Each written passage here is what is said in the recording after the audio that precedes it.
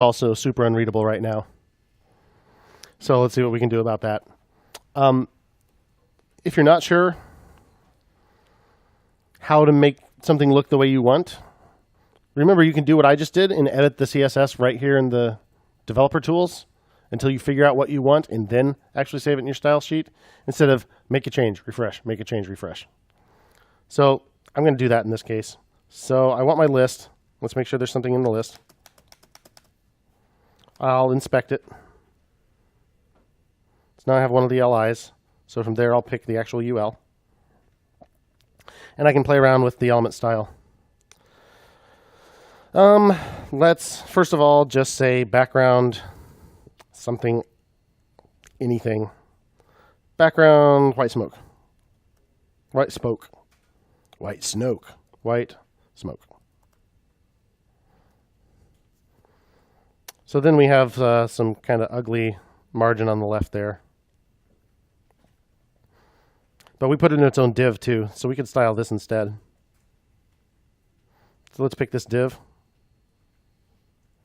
Say background, color, white smoke. Well, it's readable, at least, right? We could throw some padding in there. I'll say 0.5 rim. That'll, whoa, yeah. I can use my mouse wheel to increase that. You can use up and down. 0.5 seems okay anyway.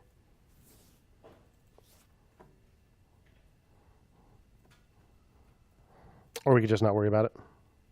Whatever. For right now, I'm just gonna change the background color to white smoke.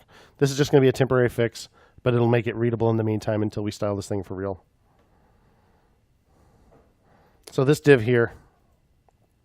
So we need some way to target that div, and there's not really anything about its structure right now.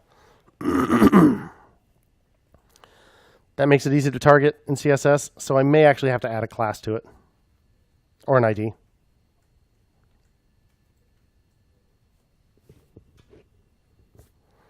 So I could call it list-container. We could have more than one list container on the page, so I'll make it a class instead of an ID.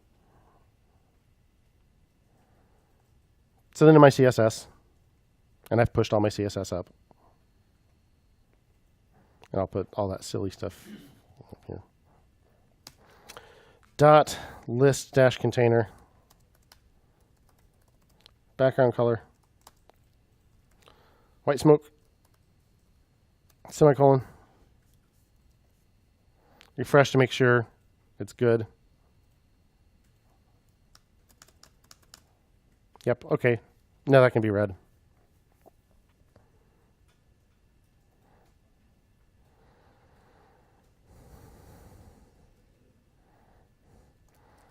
Apply a background color to the list container.